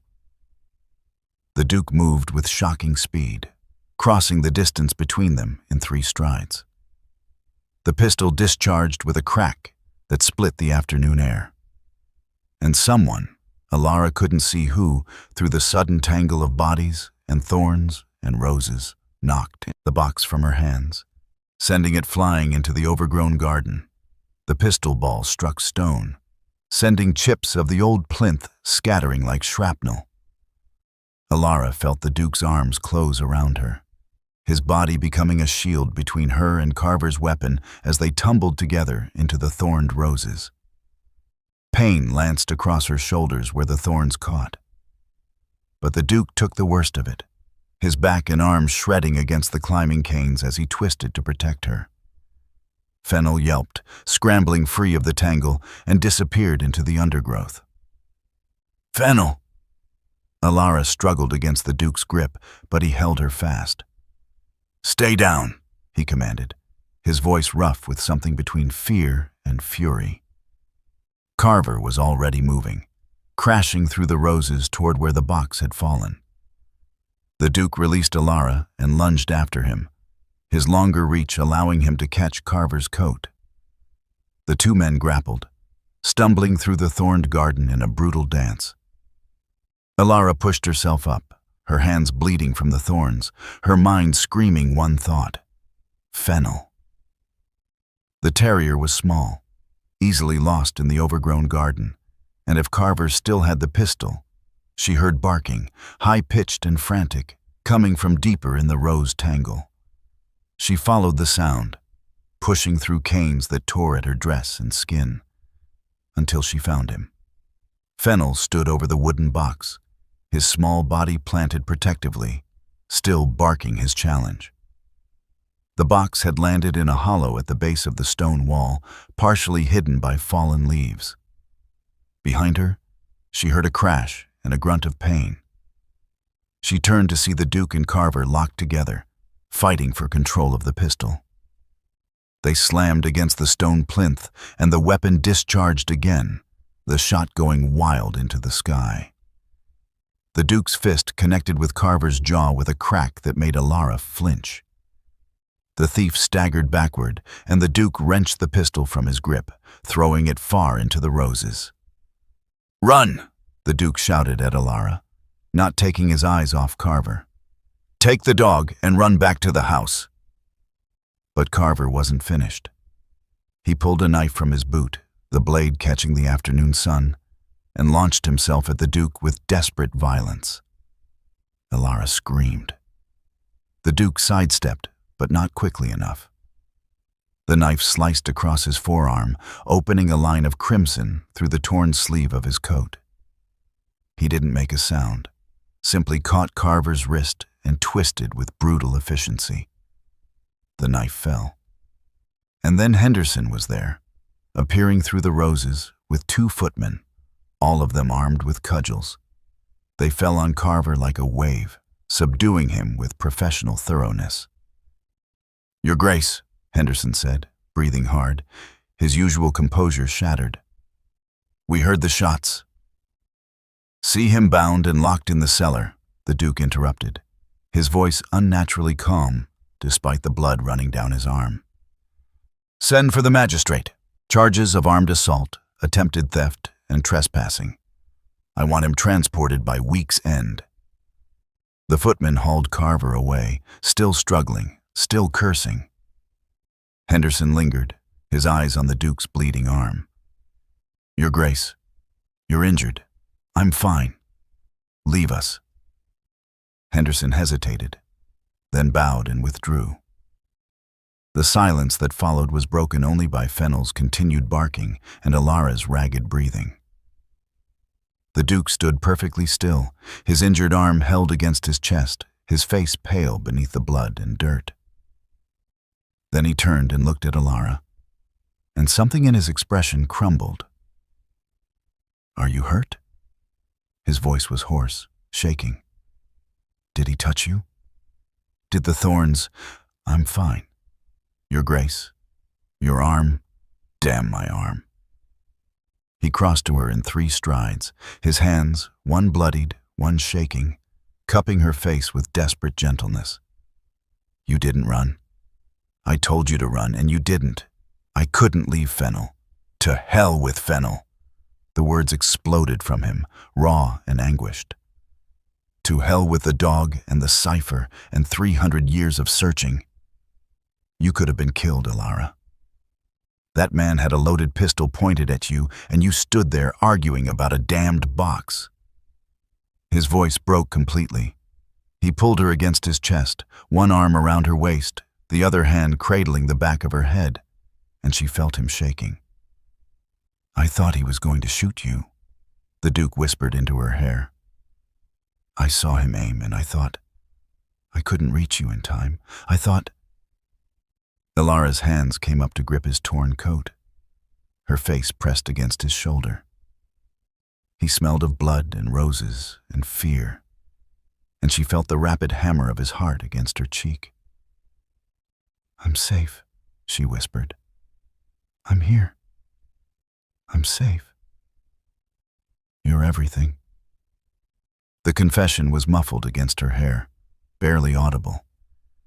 Somewhere between the library and the rose garden, between ancient covenants and morning walks with that ridiculous dog, you became everything. And I was too blind to see it until I thought I'd lost you. He pulled back just enough to look at her, his hand still cradling her face. His eyes were no longer winter gray and cold. They were storm dark and blazing with something that stole Alara's breath. I don't care about the cipher, he said, each word deliberate, weighted with truth. I don't care if Marcus Roxbury was innocent or guilty. I don't care about 300 years of shame or my father's disappointment or what the peers in Parliament whisper behind my back. None of it matters. None of it has ever mattered as much as... He stopped, his jaw working as though the words were too large to speak. As much as what? Alara whispered. As much as you. His thumb brushed across her cheekbone with devastating gentleness. As much as keeping you safe. As much as seeing you smile when Fennel does something absurd. As much as watching you decipher clues my entire team of scholars missed. As much as the way you look at me like I'm not just a duke or a title or a 300-year burden, but simply Edward. Her breath caught. He'd never asked her to use his Christian name. The cipher is over there, she said, her voice shaking. In the hollow by the wall, where Fennel found it. You could go get it right now. End your family's shame. Restore Marcus Roxbury's honor. Everything you've worked for. I don't want it. His forehead pressed against hers. Not if it means letting go of you. Not if it means going back to being the man I was before you arrived. Cold and obsessed and utterly alone. Edward, I'm choosing you, Alara. I'm choosing you over 300 years of history. I'm choosing you over my father's expectations and my family's legacy and everything I thought mattered. His voice dropped to a whisper. Please tell me I'm not choosing alone. Alara's answer was to rise on her toes and press her lips to his. The kiss was gentle at first, tentative, tasting of blood and rose petals and desperate relief. Then the Duke's arms tightened around her, and the kiss deepened, became something urgent and claiming and absolutely certain. When they finally broke apart, both breathing hard, Fennel had stopped barking and was sitting beside the box looking immensely pleased with himself. That dog, the Duke said, his voice rough with emotion, is the most intelligent creature I have ever met. Alara laughed, the sound breaking free like light through clouds. He found your cipher. He found you first. Edward tucked a strand of her hair behind her ear, his touch reverent. Everything else is secondary. We should still look, Alara said quietly. After 300 years, Marcus Roxbury deserves to have his story told. We'll look together. Edward took her hand, her torn, bloodied hand, and pressed a kiss to her palm. But first, we're having Henderson tend these wounds. Then I'm writing to my solicitors to draw up a betrothal contract. And then, only then, will we open that box. A betrothal contract? Alara's heart stuttered. Unless you have objections to marrying a traitor-made duke with an obsessive personality and a complete inability to throw sticks properly. She smiled through tears she hadn't realized were falling. Only if you have objections to marrying the last Selwyn guardian, who comes with no dowry, a terrible stepmother, and a scruffy terrier who digs holes in rose gardens. None whatsoever.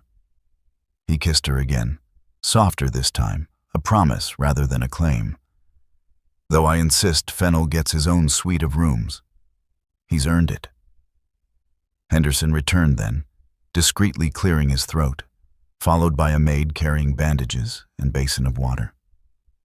The butler's eyes went immediately to the Duke's bleeding arm, then to the way he was holding Alara's hand, then to the wooden box by the wall where Fennel stood guard. "Your Grace," Henderson said carefully, "shall I retrieve the item?" Edward looked at Alara. She nodded. "Yes." "Carefully, Henderson. It's been waiting 300 years. It can wait until we've dealt with more pressing matters." "Of course, Your Grace." Henderson retrieved the box with reverent hands and set it on the stone plinth. "If I may say so, sir, your father would be proud." "My father," Edward said quietly, his hand tightening around Alara's, "wanted me to restore the family honor. I believe I finally have, just not in the way he expected." He turned to Alara, and she saw in his eyes not the driven, obsessed man who'd claimed her at the Pemberton ball, but someone entirely new. Someone who had chosen love over legacy, who had placed her safety above his life's singular purpose. Someone who was finally, truly free. They opened the box 3 hours later, in the library, after the physician had been summoned to tend Edward's arm and Alara's torn hands. The doctor, a practical man who asked no questions about how a duke and a young lady had both managed to look as though they'd fought a battle in a thorn bush, had cleaned, stitched, and bandaged with efficient professionalism before departing with a substantial fee and instructions to rest. Rest was impossible. The box sat on the library table between them, still sealed despite 3 centuries of burial. The wood was damaged but intact, the carved serpent still visible beneath the dirt. Edward had cleaned it carefully with his unbandaged hand while Alara watched, Fennel curled contentedly in her lap. "Before we open it," Edward said quietly, "I need you to understand something." Alara looked up from studying the intricate carving. "Whatever is inside, proof of innocence, confession of guilt, or nothing at all, it changes nothing between us. You're not here because of what your father protected or what this box might contain. You're here because I want you here, because I choose you here." The words settled around her like a benediction. She reached across the table and took his hand. "Open it," she said softly. 300 years is long enough to wait." Edward worked the seal carefully, his fingers steady despite what Alara knew this moment meant to him. The wax crumbled. The lid resisted, swollen with age and moisture, but finally yielded with a soft crack. Inside, wrapped in oilcloth that had mostly preserved it from decay, was a single folded document. Edward lifted it with reverent hands, carefully unwrapping the protective cloth. The parchment was covered in dense script, the ink faded but still legible. At the top, in elaborate calligraphy, the true account of Marcus Roxbury, written in his own hand, September 1672. Edward's breath caught. His hands trembled slightly as he unfolded the document and began to read aloud. I, Marcus Roxbury, Duke of Roxbury, do set forth this account, knowing that I shall not live to speak it myself. The charges brought against me are false, manufactured by men who fear the reforms I propose to Parliament. I have been accused of corresponding with Catholic conspirators, but the letters presented as evidence are forgeries, created by Lord William Ashford to discredit my efforts to limit the power of the peerage over common freeholders. Edward's voice was steady, but Alara saw the emotion flickering across his face as he continued. I have compiled proof of Ashford's deception, copies of his actual correspondence, witness statements from the forger he employed, financial records showing payments made for my destruction. This evidence I entrust to my dearest friend, Sir Edmund Selwyn, who has sworn to guard it until such time as a Roxbury with courage enough to challenge the established order emerges. Let this cipher prove not just my innocence, but the corruption that condemned me. The document continued with specifics, names, dates, details of the conspiracy that had destroyed Marcus Roxbury. At the bottom, his signature, bold and defiant even in the face of death. And beneath it, in different ink, a note from Edmund Selwyn. I have kept faith with Marcus Roxbury. I have preserved this truth, though it cost me title and fortune. May a future Roxbury prove worthy of his ancestors' sacrifice. And may the Selwyn line remain faithful guardians until that day arrives. E.S. 1674. Edward set the document down carefully, his hand still trembling. For a long moment, he said nothing, simply stared at the proof his family had sought for 3 centuries. He was innocent, he finally whispered. Marcus was innocent, and Edmund Selwyn preserved the proof despite losing everything. Your family's honor is restored, Alara said softly. No. Edward looked up at her, his eyes bright. Marcus's honor is restored. My family? He paused, choosing his words carefully. My family built wealth and power on the foundation of his death. We took the title, the estates, the privileges that should have gone to his children. We lived in luxury for 300 years while his name rotted, and the Selwyn line that defended him was reduced to poverty. He stood abruptly, pacing to the window. The cipher doesn't absolve the Roxbury line, Alara. It condemns us. We should have fought harder, searched longer, risked more to clear his name. Instead, we accepted the benefits of his execution and called ourselves cursed. Alara set Fennel down and crossed to him, placing her bandaged hand on his arm. Edmund Selwyn didn't preserve this out of bitterness. He preserved it out of love and loyalty, the same qualities you've shown in your search. The same qualities that made you choose to protect me, rather than secure the cipher when Carver attacked. Edward turned to her, his expression raw. I spent my entire life believing honor was about restoring the past. But you've taught me it's about choosing rightly in the present. He took both her hands in his, careful of her injuries. Marcus Roxbury was wrongly condemned. But the greater wrong would be for me to honor his memory while treating you as merely a means to an end. You've never... I brought you here because of a dog, Edward interrupted, his voice thick with self-recrimination. I claimed you under an ancient covenant, trapped you in this house, made you feel like a prisoner. I was so obsessed with vindicating a man 300 years dead that I nearly sacrificed the living woman in front of me. But you didn't. Alara squeezed his hands. When it mattered, when the choice was between the cipher and my safety, you chose me. That's the honor Marcus Roxbury would have recognized. Not the restoration of his name, but the willingness to put people before pride. Edward's eyes searched hers. I don't deserve you, Probably not, she said with a small smile. But I'm choosing you anyway. A traitor-made duke who throws sticks badly and reads ancient documents for entertainment and sees me as more than just the last Selwyn guardian. You're Elara. He said her name like a prayer. You're brilliant and brave, and you deciphered in days what my scholars couldn't manage in years. You're the woman who stood between an armed man and a scruffy terrier without hesitation. He paused, then dropped to one knee with formal deliberation. You're the woman I'm asking to be my duchess, my partner, my equal in all things. Not because of any covenant or guardian line or 300-year quest, but because I love you. The words hung in the library air, simple and devastating and absolutely true. Elara Selwyn, will you marry me?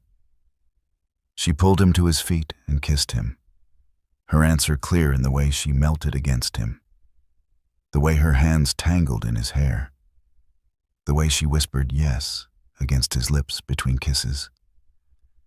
Fennel barked his approval, tail wagging furiously. The betrothal was announced 3 days later, with all the formality befitting a duke's engagement. But before the announcement, before the flood of congratulations and society gossip and inevitable speculation, Elara insisted on one final task. She returned to the Baroness's London house, accompanied by Edward and Henderson and 2 footmen, to collect the few remaining items that belonged to her. Araminta received them in her drawing room, her face a mask of cold fury barely concealed beneath social propriety. Miss Selwyn, the Baroness said, not rising from her settee. How kind of you to finally remember your family. You're not my family, Elara said quietly. Her voice was steady, strengthened by the knowledge that Edward stood beside her, that she was no longer powerless. You never were? Araminta's eyes flickered to the Duke. I see His Grace has been efficient in securing whatever treasure he sought. I assume you helped him find it? We found something far more valuable than treasure, Edward said, his voice carrying the weight of ducal authority. We found truth, and each other. How touching. The Baroness's smile was sharp. I hope you realize, Your Grace, that marrying my stepdaughter means inheriting her father's debts. James Selwyn died owing considerable sums. James Selwyn died owing nothing, Elara interrupted. She pulled the half-burned letter from her reticule and held it up. I found this hidden in my trunk. I've spent days trying to understand what debt he referred to, what bargain he'd made, and then I realized the debt was to you, Baroness. You discovered he was protecting something valuable, and you blackmailed him. Demanded money to keep your silence about the Selwyn guardian line. Araminta's face went very still. My father didn't fail in his duty, Elara continued, her voice growing stronger. He protected the cipher despite your attempts to extort him. He died rather than reveal its location. And now that protection has passed to me. But I'm not the powerless girl you humiliated at the Pemberton ball. You're nothing but, she's my future duchess, Edward said coldly. And if you complete that sentence, Baroness, I will ensure that every door in London society closes to you. Permanently.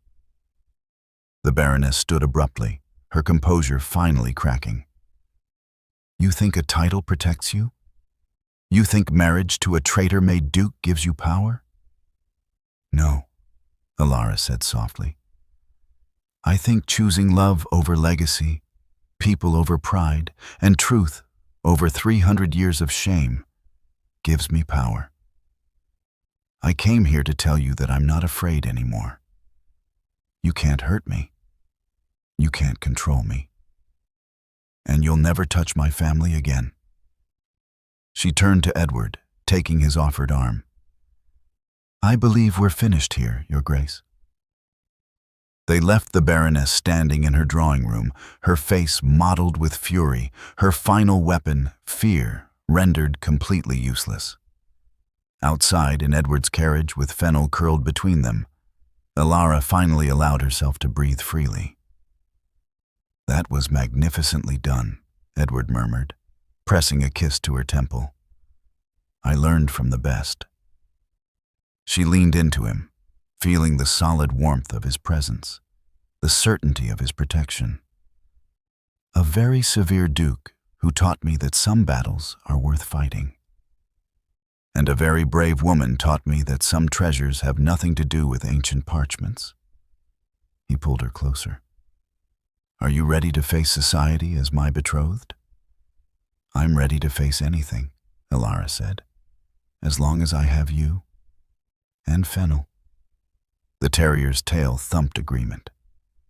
They returned to Roxbury Hall as the sun set, bathing the gray stone in golden light. It no longer looked like a fortress to Alara, but like home, a place where ancient honor had been restored, where love had triumphed over obsession, and where a scruffy guardian dog would live in pampered luxury for the rest of his days. The cipher would be presented to Parliament the following month. Marcus Roxbury's name formally cleared, his descendants finally vindicated. But the true legacy, Alara knew, wasn't written on 300-year-old parchment. It was written in the way Edward looked at her, in the home they would build together, in the choice to value people over pride, love over legacy, in the faithful guardian who had led them both out of isolation and into light. My lovely family, you stayed until the end of Alara and Edward's story. You're my people. You're the ones who believe in second chances, in love that heals, in courage that transforms. But I need to be honest with you. I poured days into researching Regency customs, crafting every scene, voicing every emotion so you could escape into this world for free. The only thing I ask in return is this. If this story moved you, if you smiled when Fennel found the cipher, if you felt your heart race when Edward chose Alara over his life's obsession, don't let this be the last story you hear. Subscribe so you never miss the next tale. Share this with someone who needs to remember that they're worthy of being chosen. And comment below telling me, what would you have done if you found that burned letter? Your words fuel my creativity. Thank you for being here. Until our next story, remember, you deserve a love that chooses you first. At the end of this video, you'll see a suggestion for another powerful story from our channel. Click it and let yourself be surprised by even more unforgettable emotions with love. The Victorian Royal Stories team.